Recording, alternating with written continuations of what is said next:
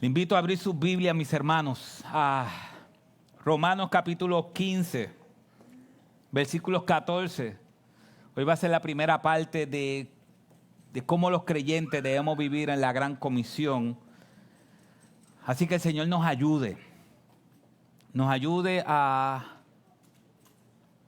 que nosotros podamos entender su palabra, pero realmente ponerla por obra. Yo creo que cuando entendemos su palabra es cuando la ponemos por obra.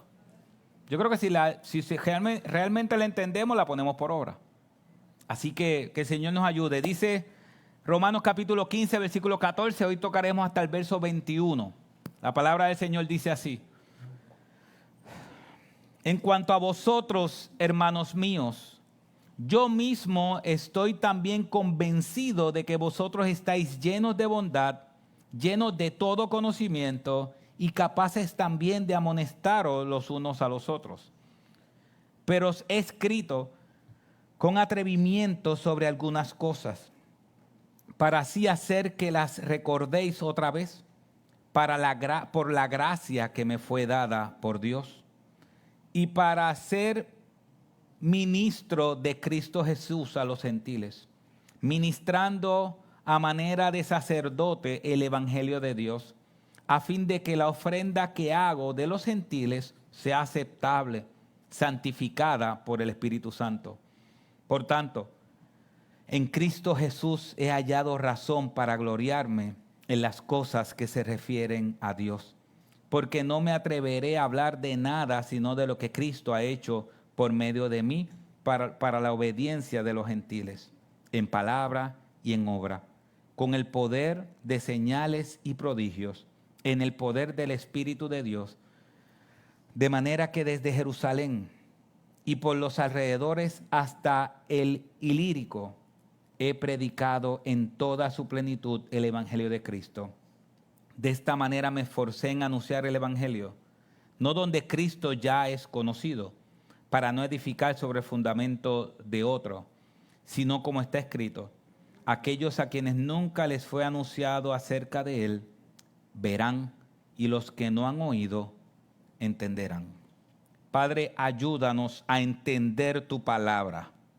Ayúdanos, Señor. Estamos aquí pidiéndote tu asistencia para poder comprenderla y poder hacerla. Te lo suplicamos en el nombre de Cristo Jesús. Amén y amén. Este es un texto un poco complicado al principio de entender. Y es porque el texto no tiene unos mandatos directos. Nosotros estamos acostumbrados a que cuando leemos una carta, el autor dice, haz esto, no hagas esto. Pero en este caso, Pablo no nos está diciendo, hagan esto o no hagan esto, sino que más bien Pablo está describiendo su vida. Pablo está describiendo su vida como un misionero. Y hay veces que nosotros debemos leer la Biblia de esta manera. Hay veces que las narrativas históricas son más difíciles de entender porque no tienen mandatos directos. Hay un pastor que se llama Vance Pitman que siempre dice esto. Cuando yo leo la Biblia y, por ejemplo, veo el Evangelio o veo la historia de Cristo en Lucas, Mateo, cualquier libro histórico, yo miro qué hay en Cristo que no hay en mí. ¿Qué yo veo en Cristo que no hay en mí? Y de la misma manera es lo que nosotros vamos a estar estudiando hoy. ¿Qué vemos en Pablo? ¿Qué vemos en la iglesia en Roma que no vemos en nosotros y que deberíamos ver en nosotros? Así que hasta cierto punto toda la iglesia tiene que estar envuelta en la misión. Toda la iglesia. Y yo sé que puede decir una persona, bueno, otra vez van a hablar de las misiones. Bueno, sí, otra vez vamos a hablar de las misiones. ¿Por qué? Porque la misión es parte de la iglesia. Nosotros somos iglesia que está en misión. Y aquí Pablo le está hablando a los romanos. Y es importante que entendamos algo. ¿Recuerdan cuál es la iglesia que envió a Pablo a las misiones? ¿Cuál fue la iglesia que envió? Esto no es un estudio bíblico, pero ¿cuál fue la iglesia que envió a Pablo a las misiones? Antioquía. Antioquía fue la iglesia que envió a Pablo a las misiones. Pero ahora Pablo le está pidiendo la ayuda a los romanos para que lo apoyen a llegar a España. Así que en medio de toda esta carta es importante que la razón por la cual Pablo escribe esta carta no es tan solo porque aquí tiene puntos doctrinales, sino que Pablo quiere que esta iglesia se envuelva en la misión con él y lo apoye para él llegar hasta España. Así que esta parte, desde el capítulo 15 creo que hasta el final de la carta, hay un tema principal de Pablo y es la misión. Una persona dice esto: todo, en esta parte, todo sobre misión, misión, misión. Pero mire algo que dice él interesante, dice: Romanos es teología escrita desde la agitada primera línea de campo misionero, no en el entorno sereno del despacho de un profesor de seminario. Cuando Pablo está escribiendo esto, Pablo no está sentado tranquilo en una oficina. Pablo está en misión. Y hasta cierto punto, mis hermanos, todos los creyentes debemos ser creyentes de la Gran Comisión. La Gran Comisión fue dada primeramente a los discípulos, pero también fue dada a todos los creyentes. Tony Mérida dice esto: aunque pocos cristianos cruzan continentes y culturas para dar a conocer el Evangelio, todos deben dar a conocer el Evangelio en algún lugar. Para algunos esto implicará simplemente cruzar la calle, el pasillo o el gimnasio. Los cristianos de la Gran Comisión son necesarios en todas partes porque la predicación espiritual existe, o la necesidad espiritual existe en todas partes. Así que yo sé que nosotros siempre estamos hablando, mayormente hablamos de esas misiones internacionales, pero realmente todos debemos vivir en misión, comenzando donde estamos, Así que Pablo nos va a enseñar por medio de la iglesia de Roma y por medio de su propia vida, o Dios nos va a enseñar por medio de la iglesia de Roma y por medio de la vida de Pablo, cómo ser creyentes que viven la Gran Comisión. Y lo primero, para ser creyentes que viven la Gran Comisión, número uno, esos creyentes que viven en la Gran Comisión ven la importancia de la iglesia local en la misión. Ven la importancia de la iglesia local en la misión. Acompáñame al versículo 14. En cuanto a vosotros, hermanos míos, yo mismo estoy también convencido que vosotros estáis llenos de bondad, llenos de todo conocimiento y capaces también de amonestarnos los unos a los otros. Versículo 15.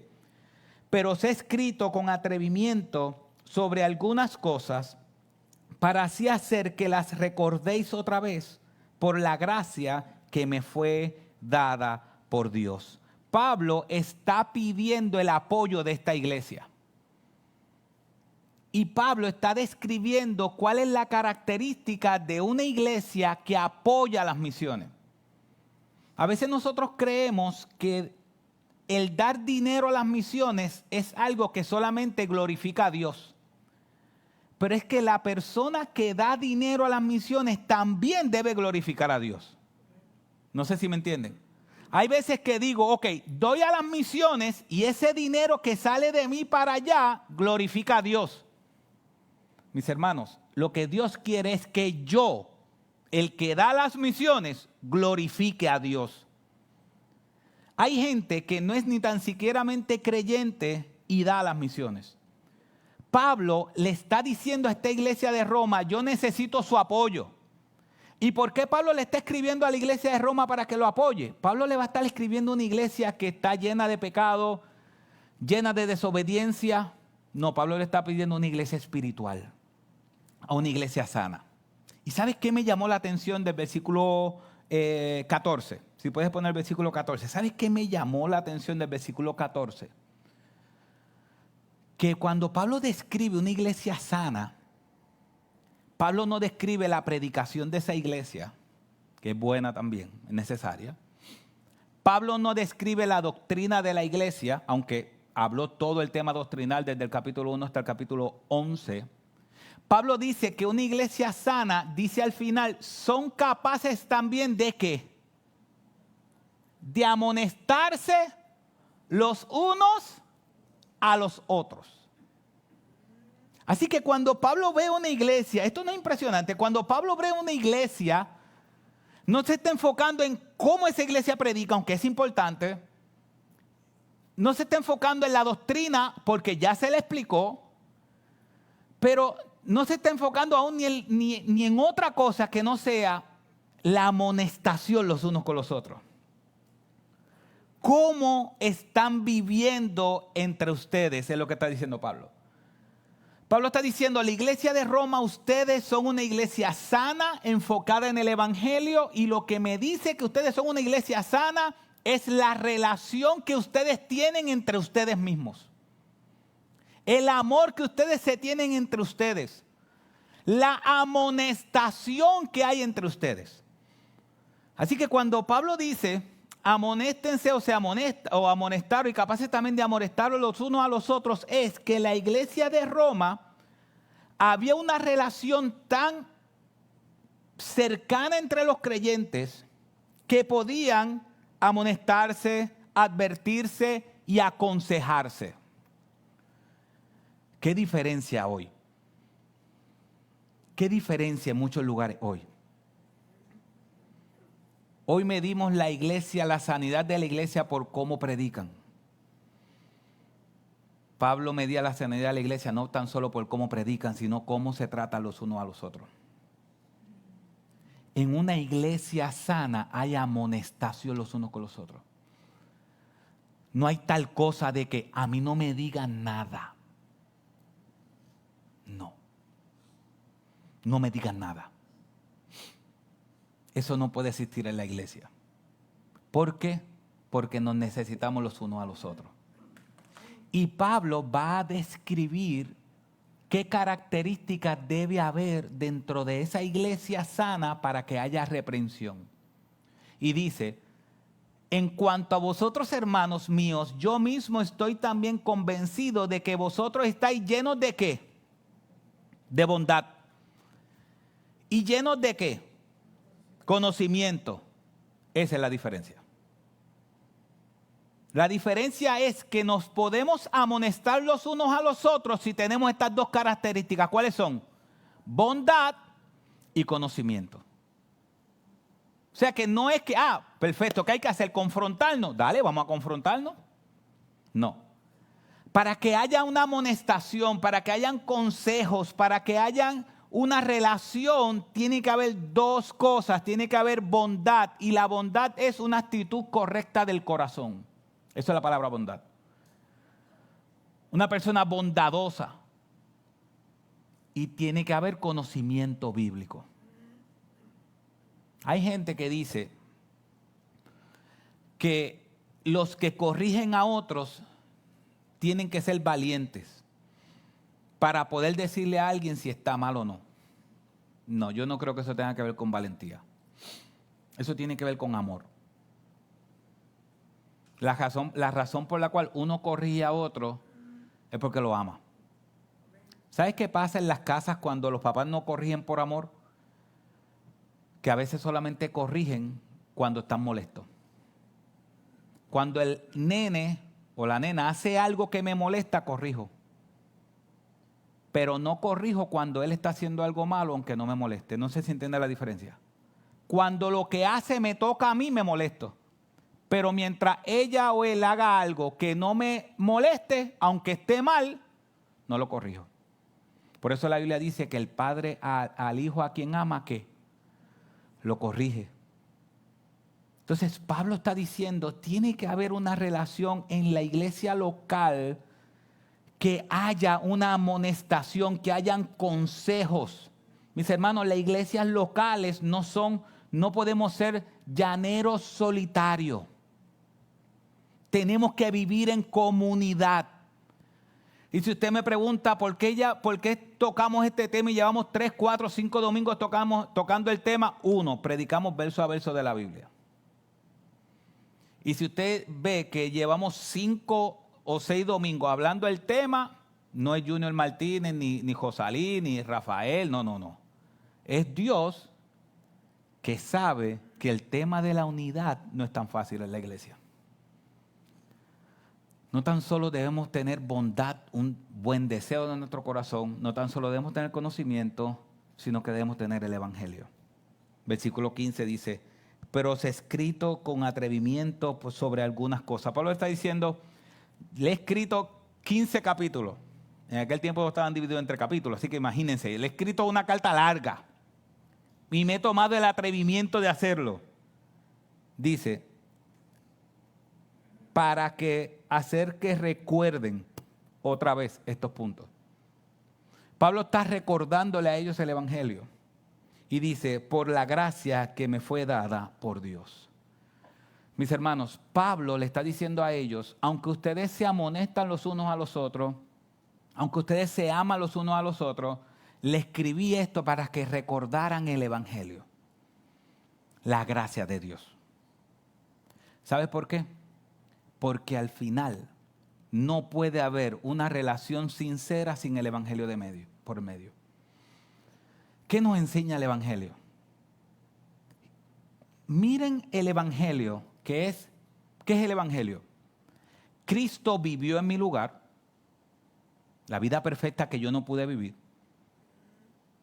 Él se sacrificó por mis pecados, cargó mis pecados, se sacrificó tanto por mí que murió en la cruz del Calvario por mí y al tercer día resucitó. Y cuando Cristo resucitó es la garantía de que todos mis pecados son perdonados. Ahora, ¿cómo eso te ayuda a ser mejor amigo? ¿Cómo el Evangelio te ayuda a ser mejor amigo?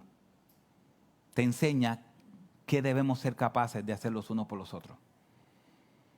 Cristo dijo, así como yo los amé, ámense. ¿Qué significa? El estándar de amor entre la iglesia es Cristo.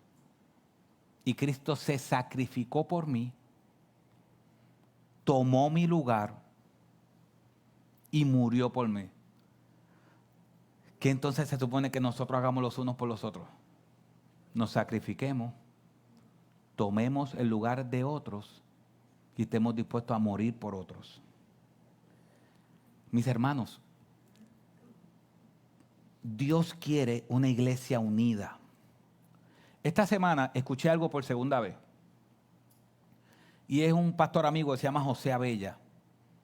Él dijo algo en una reunión, teníamos una reunión con diferentes personas, y él dijo algo que saldrá a las pantallas, es algo que yo quiero que se grabe en nuestros corazones. Usted lo necesita y yo lo necesito. Dice esto, él dijo esto. Las verdaderas relaciones se construyen a través de ofensas y reconciliaciones. Que eso se grabe en tu alma y tu corazón. Las verdaderas relaciones se construyen a través de ofensas y reconciliaciones. ¿Qué pasa cuando tú ofendes a alguien y esa persona no te perdona? Y no hay una reconciliación. Y yo sé que alguien me dijo, pero es que se supone que cristiano no ofenda. Ah, se supone que cristiano no ofenda. Eso es verdad, se supone que no ofenda. ¿Pasa? Pasa. Se supone que no. Pero pasa. Y las verdaderas, tú sabes cómo tú sabes, perdona la redundancia, tú sabes cómo tú sabes que has madurado en la fe. Cuando puedes perdonar. Cuando tú puedes perdonar a alguien que te ha hecho mal, tú puedes llegar a entender, estoy madurando en la fe. Claro, hay algunas cosas que la gente nos hace que son más fuertes que otras. Hay unas cosas que toman más tiempo que otras. Estoy hablando específicamente en relaciones entre los hermanos. Hay otras cosas que son más difíciles, pero en relaciones entre los hermanos, siempre van a haber momentos donde yo lo voy a ofender a usted, donde usted me va a ofender a mí. Por eso una buena relación se construye en ofensas y reconciliaciones. Dígame una cosa. En el matrimonio no es así. ¿O a usted nunca ha ofendido a su esposa? Su esposa nunca lo ha ofendido a usted. ¿Qué pasa? ¿Cómo se construye un matrimonio? Ofensas y reconciliaciones. Ese es el evangelio. Y si alguien puede decir, oye, pero es que el que me ofendió fue él. Que a veces uno dice, no, que yo estoy esperando que él me pida perdón. Eso es el mundo que lo dice así. Porque cuando nosotros vemos el evangelio, ¿quién ofendió a quién? Nosotros ofendimos a Dios. ¿Y quién vino a resolver el problema? Dios, el ofendido, vino a resolver el problema con el ofensor. El mundo te dice, si alguien te hace algo, no vaya, espera a que él venga donde ti. Dios, nosotros ofendimos a Dios y Él se hizo carne y vivió la vida que tú y yo debimos haber vivido, sufrió la muerte que tú y yo debimos haber sufrido. Y los ofensores fuimos nosotros. Y el ofendido fue Dios. ¿Ven cómo el evangelio es el que debe arropar cada punto de nuestras vidas? Así que una iglesia sana no es una iglesia donde yo me paro aquí y predico y Rafo canta y los muchachos cantan y de momento otra persona predica y decimos, ¡ay, qué tremenda predicación! Corta, buena. Hay veces que uno no sabe si lo bueno es porque fue corto o no. Pero ¿saben qué?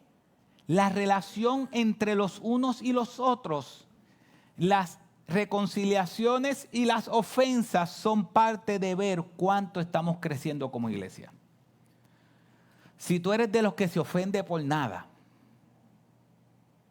y dice, porque yo sé que hay situaciones difíciles, obviamente uno puede perdonar y hay veces que uno dice, mira, yo perdono. Y usted sabe que hay gente que dice, es que yo perdono pero no olvido. Es que usted no puede olvidar. Si usted olvida no aprende. El perdón no se trata de olvidar. El perdón se trata de que cuando recuerdes esa situación ya no te duela. Eso es el perdón. Porque imagínense que usted se le olvide que si toca la plancha prendida, se quema. La va a tocar ahora. Y se le va a olvidar, ¿y qué va a pasar? La va a tocar después. Y la va a tocar después. Si usted no aprende y se le olvida, va a seguir cometiendo los mismos errores. Perdonar no es que no lo recuerdes. Perdonar es que cuando lo recuerdes ya no te duela. Si cuando sigues recordándolo te sigue doliendo, entonces es porque no has perdonado. Y mis hermanos, nos vamos a ofender. Nos vamos a ofender unos a otros aunque no queramos. Y no, pero yo perdono cuando me pida perdón. El problema es que la Biblia dice que aunque no te pidan perdón, tienes que perdonar. Porque ¿sabes qué dice? Perdona así como Dios te perdonó. No dice perdona como te perdonó aquel o el otro. Perdona como Dios te perdonó. Entonces, una iglesia, nosotros no podemos venir y celebrar solamente que apoyamos las misiones y que enviamos misioneros si no nos amamos los unos a los otros. Eso es lo que Pablo está diciendo. Podemos ir misioneros hasta el fin de la tierra, pero si no hay relación entre nosotros, entonces no estamos siendo una iglesia sana. Por eso la vida misionera comienza en la iglesia local. Porque créame, es más fácil amar a alguien que lo ves una semana al año. Es más fácil amar a alguien que lo ves una semana al año cuando vas de misiones. Lo difícil es amar a aquel que lo ves todo el tiempo. Amar a aquel que ves todo el tiempo es señal de que estás preparado para salir de misiones. Y eso es lo que Pablo está haciendo. Así que número uno, los cristianos de la Gran Comisión ven la importancia de esa iglesia local. Número dos, los cristianos de la Gran Comisión ven la misión como un servicio sagrado. Y quiero decirle que esto me voló la cabeza. De lo anterior también, pero esto me voló la cabeza. Dice Pablo, para ser ministro de Cristo Jesús a los gentiles, ministrando a manera de sacerdote el evangelio de Dios, a fin de que la ofrenda que hago de los gentiles sea aceptable, santificada por el Espíritu Santo. Si usted ve, mire estas palabras importantes. Para ser ministro de Cristo Jesús a los gentiles, dice, para ser ministro, ministrando, ¿de manera de qué? Sacerdote.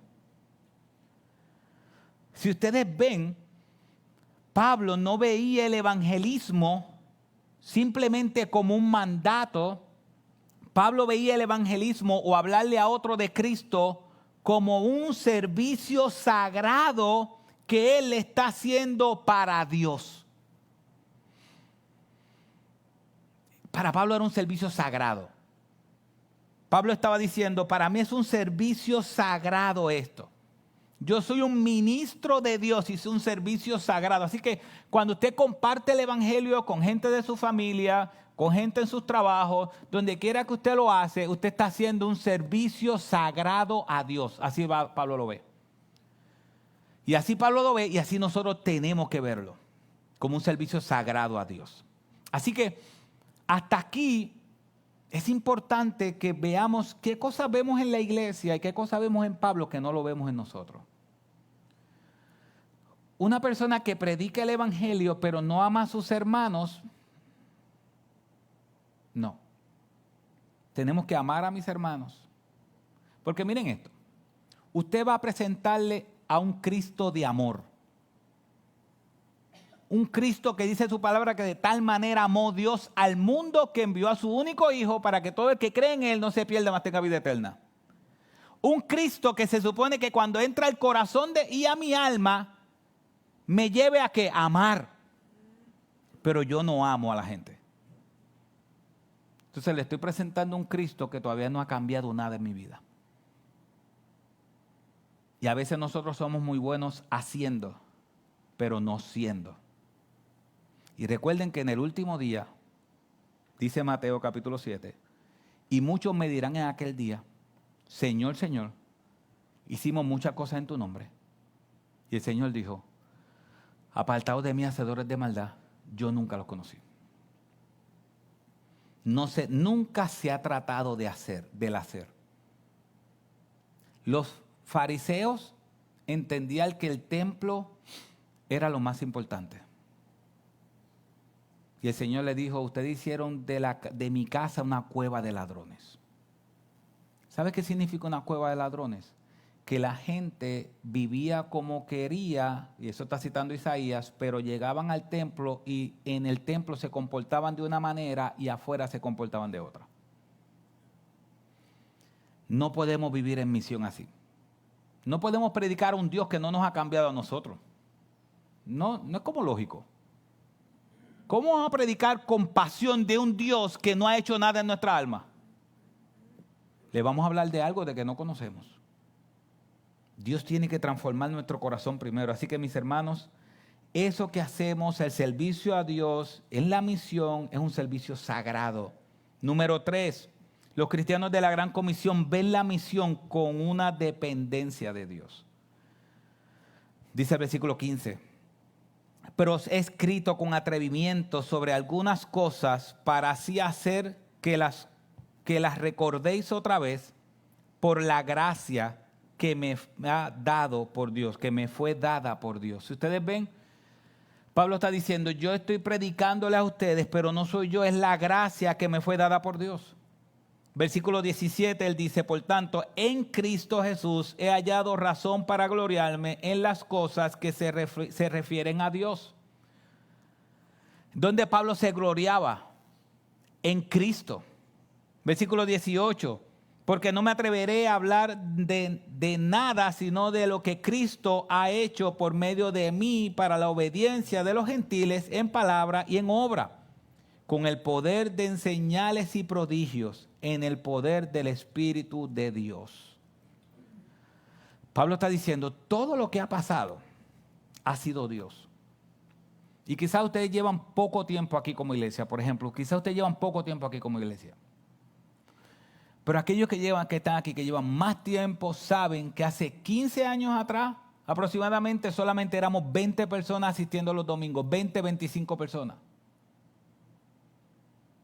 Una iglesia que no tenía nada de esa pared, no tenía nada, las sillas eran hasta allá atrás. Y usted sabe que mientras más atrás hay asientos, más gente se sienta atrás. Y había gente que se sentaba en la última fila y uno aquí predicando. 15 años atrás, 20, 25 personas. Nada más. Hoy es la gracia de Dios. Es la gracia de Dios. Dios ha utilizado a un grupo de líderes imperfectos. Algunos son más perfectos que otros. Porque al final el evangelio es el mismo. Yo no transformo a nadie. Jafo no transforma a nadie. Eso es que tiene que ser por gracia. Porque mira lo que es el evangelio. Es tú creer que un hombre vivió hace más de 2000 años atrás. Que ese hombre vivió de manera perfecta. Y que por cual vivió de manera perfecta puede tomar tus pecados y crucificarlos en la cruz. Y al tercer día dejó una tumba vacía para perdonar tus pecados. Y todo aquel que cree en ese mensaje será salvo. Tú creer eso, que se escucha tan sencillo, tú creer eso, es solamente la gracia de Dios. No tiene que ver por un hombre, es la gracia de Dios, es Dios haciéndolo, porque un mensaje para muchos absurdo. Que yo tengo que creer que un hombre hace 2000 años atrás murió en una cruz por mis pecados y resucitó al tercer día. Ese mensaje sencillo es el que transformó nuestra alma. Y no tiene que ver con un hombre, tiene que ver con Dios. Y eso es lo que Pablo tiene en mente. Pablo está diciendo, la misión no depende de mí, depende de Dios. Dios es el que la hace. ¿Contigo o sin ti? ¿Contigo o sin ti? Cuando estás tú, el beneficiario eres tú, no Dios. No sé si me entiende lo que quiero decir. Dios siempre va a hacer algo. Y cuando Dios te usa, el beneficiario eres tú. Que puedes decir, gloria a Dios que Dios me usó. Pero tú estés o no estés, Él siempre va a seguir haciendo la obra. Y es importante porque Pablo se veía responsable. Y es lo último. Pablo se veía responsable. Dice, Pablo se veía como un cristiano de la gran comisión. Y esto es importante, mis hermanos. Pablo ve la visión y lo que nosotros debemos hacer es ver la visión como imprescindible para la salvación de los perdidos. Mira lo que Pablo dice al final del versículo 19. Dice, de manera que desde Jerusalén y por los alrededores hasta Ilírico he predicado en toda su plenitud el evangelio de Cristo. Y dice el versículo 20, de manera que me esforcé en anunciar el evangelio donde Cristo era, o no, dice, de esta manera me esforcé en anunciar el evangelio, no donde Cristo era ya conocido, para no edificar sobre el fundamento de otros. Si ustedes pueden poner el mapa, miren los viajes de Pablo. Quizás aquellos que necesitan más ojos no lo van a ver. Pero esos son los viajes de Pablo. Si me mudo para allá la cámara no ve. Pero, está en la pantalla. Estos son los viajes de Pablo. Pablo comenzó aquí en Jerusalén sin carros, sin aviones, y llegó hasta más arriba de Macedonia. Él llenó todo esto con el evangelio. Esta última que está aquí, que sale de Jerusalén, esta última que llega a Roma, fue cuando fue a morir. Miren todo lo que Pablo corrió.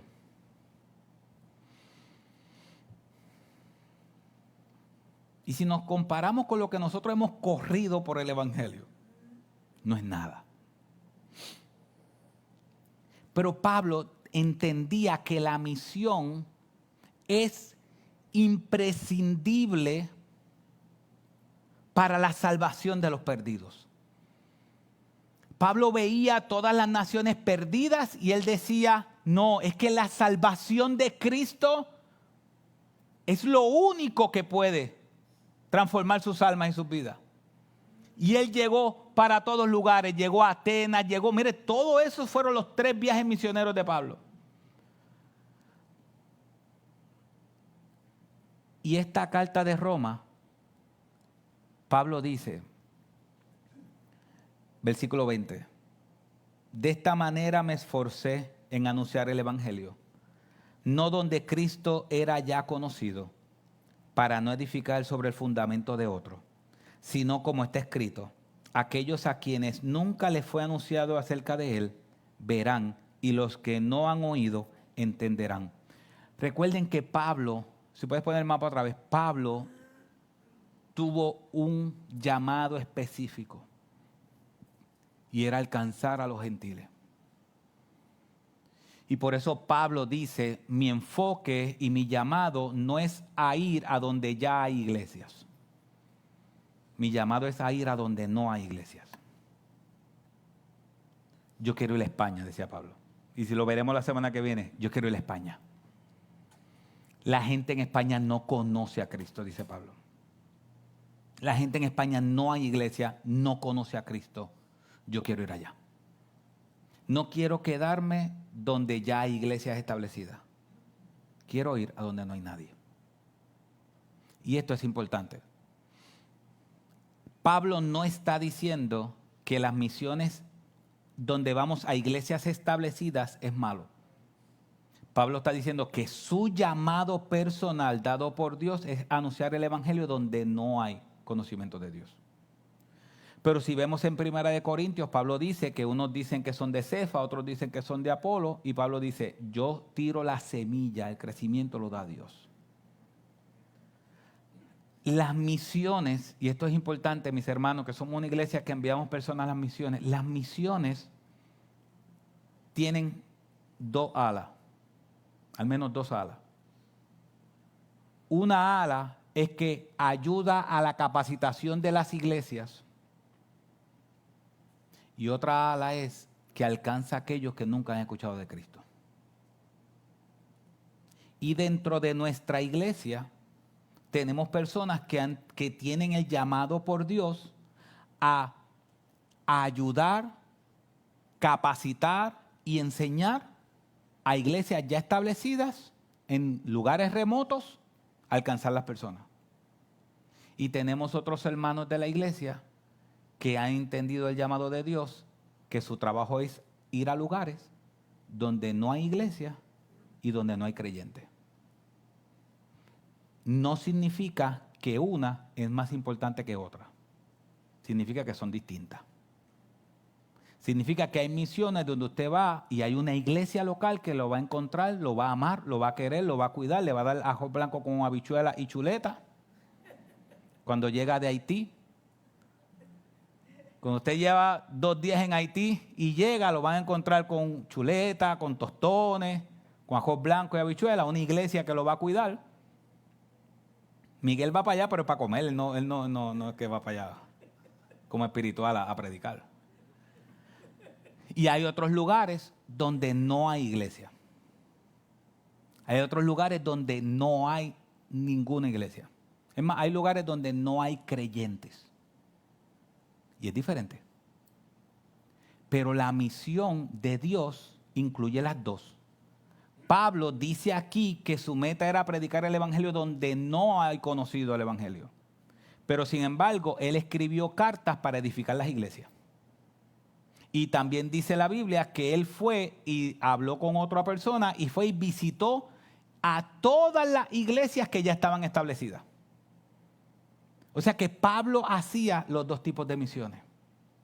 Y es lo mismo que nosotros tenemos que hacer como iglesia. Una misión y la otra misión, las 2 son importantes. Pero hay algo más que internacional. Usted sabe que la mayoría de las personas, de los pueblos en Puerto Rico, no tienen iglesia sana. La mayoría de los pueblos en Puerto Rico no tienen iglesia sana. No tienen iglesia que se predique la sana doctrina. Tienen mucho emocionalismo. Tienen gente brincando, pero no llena del Espíritu Santo.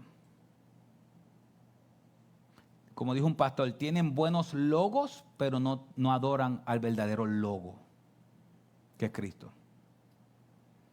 Donde muchas es siembra económicamente que Dios te va a dar 2 veces o 3 veces más lo que tú siembras. Otras nunca hablan del arrepentimiento y el perdón, sino de motivación. Y la mayoría de los pueblos en Puerto Rico no tienen iglesia sana. ¿Qué usted cree conforme a ese mapa que hubiese hecho Pablo en Puerto Rico? Iba a ir a los sitios donde no hay iglesia sana y plantaría iglesia sana. Y ese es el llamado de la Iglesia Bautista de la Gracia, plantar iglesia sana. Recordemos, que hace tiempo no lo decimos, la Iglesia Bautista de la Gracia es un aeropuerto, donde venimos aquí a capacitarnos, pero nuestra meta no es quedarnos aquí. Nuestra meta es salir y plantar iglesia en todo lugar, como dice Nam, para toda persona. Entonces sí tú puedes estar envuelto en la misión. ¿Cómo? Predicando a la gente que está a tu alrededor. Mis hermanos, sin Cristo no hay esperanza. Sin Cristo no hay esperanza.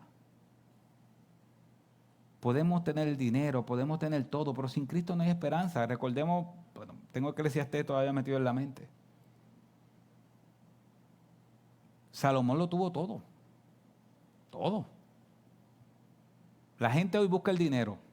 Salomón tuvo todo el dinero del mundo, todo. No había nadie más rico que él. La gente quiere poder. Salomón tuvo todo el poder del mundo, todo. Fue, después de David, fue el rey que gobernó todo. Bueno, antes de eso era Saúl, después David y después Salomón. Salomón fue el único rey, después de David y Saúl, que gobernó todo Jerusalén. La gente hacía fila para hablar con él. Las cosas que ese hombre construyó, hasta reyes de otras naciones iban para ver lo que Salomón había hecho. Él construyó un templo tan y tan grande que cuando ese templo fue destruido y en Esdras capítulo 3 o capítulo 4 fueron a construir y pusieron las murallas de un nuevo templo, la gente empezó a llorar. Salomón construye un templo gigantesco, hermoso. Lo destruyen. Con Esdras, Dios envía al pueblo a reconstruir el templo. Y cuando en Esdras comenzaron a hacer los cimientos del templo, la gente empezó a llorar, pero no de alegría. Porque recordaban los cimientos del templo que había hecho Salomón y veían los cimientos de ellos ahora y lloraban por la diferencia. Gente quiere mujeres, en este caso, relaciones. Dice la Biblia que Salomón tuvo 300 princesas, 300 esposas y 700 concubinas. Tuvo 1000 mujeres, un harén de 1000 mujeres. Y yo sé lo que usted está pensando. Que con una es más que suficiente. No voy a decir nombre para no tirarlo al medio. Tuvo 1000.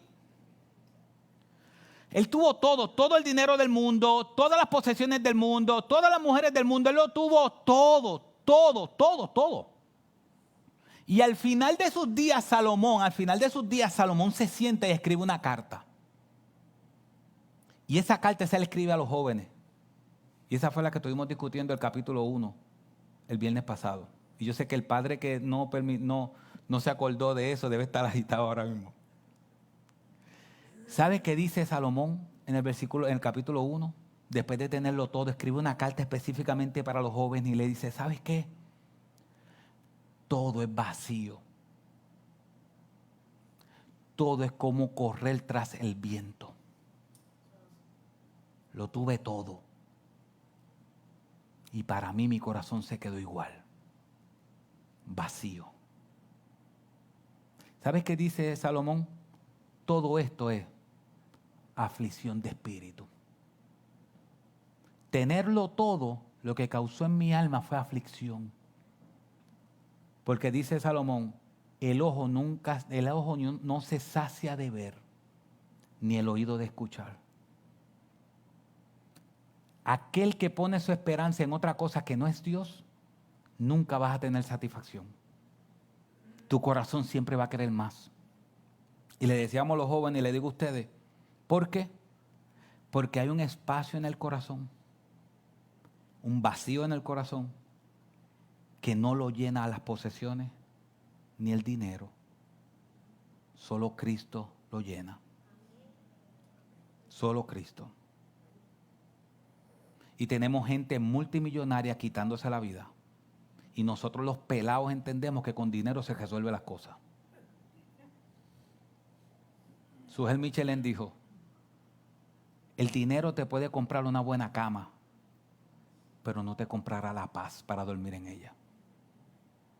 Solo Cristo te da la verdadera paz, aunque duermas en el cemento.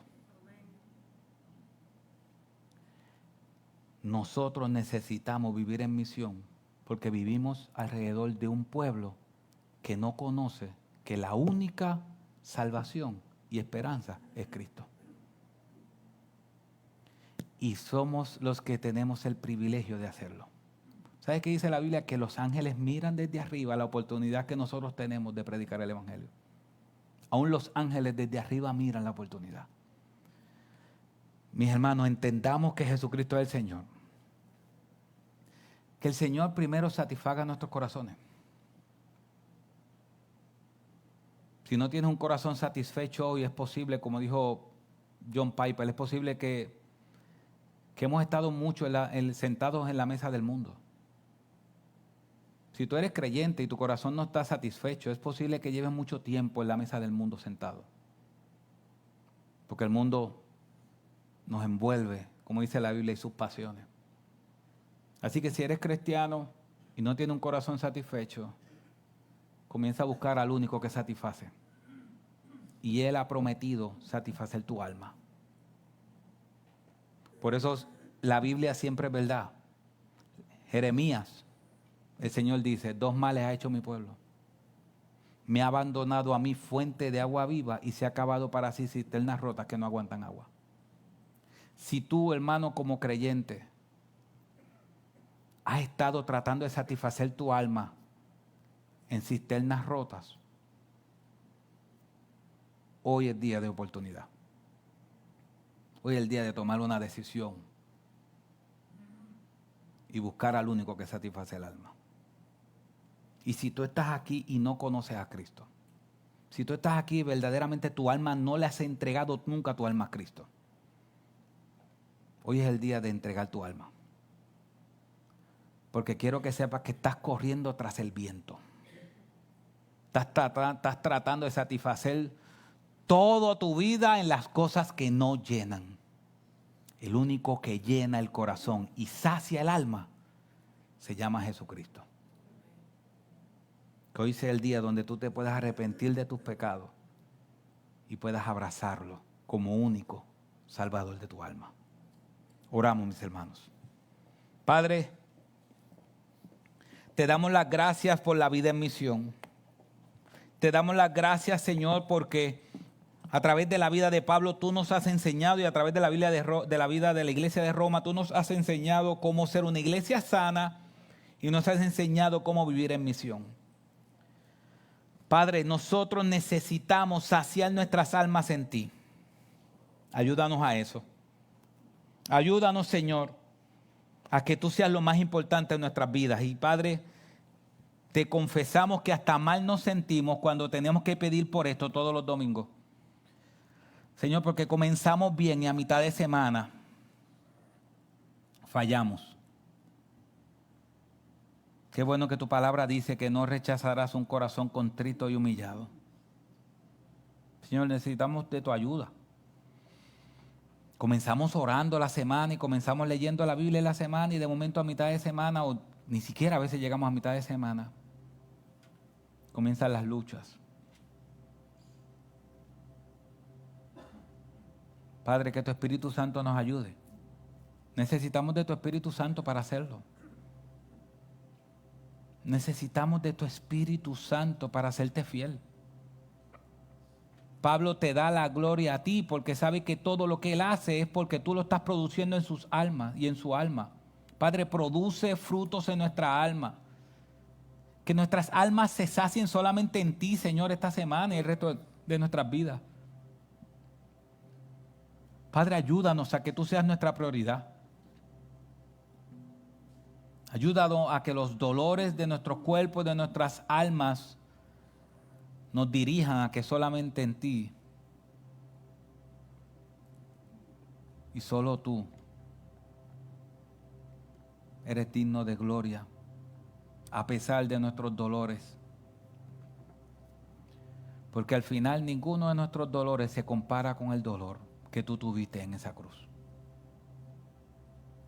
Padre, si hay alguien aquí que no te conoce, Señor, las personas que están aquí que no te conocen, que no le han entregado su vida a ti, yo te pido que el Espíritu Santo obre en sus almas.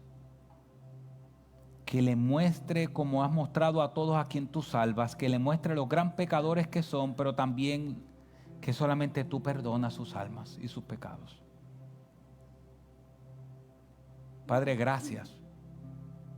Gracias porque tu palabra la tenemos disponible. Transforma, Señor, aquellos hijos de mis hermanos que están aquí y que no te conocen. Transfórmalos, Señor. Ten misericordia de ellos. Que tu Espíritu Santo engrandezca la hermosura de Cristo en sus corazones, para que solamente vivan para Él y no para sí mismos. Señor, tu palabra ha sido expuesta, tu mensaje ha sido expuesto. Que tu Espíritu Santo convenza los corazones de aquellos que no te creen y que de hoy en adelante pasen a ser creyentes. Que hoy en adelante rindan toda su vida al único Rey de Reyes y Señor de Señores, a Jesucristo. Te pido estas cosas, Señor, porque solamente tú las puedes hacer. En el nombre de Jesús. Amén.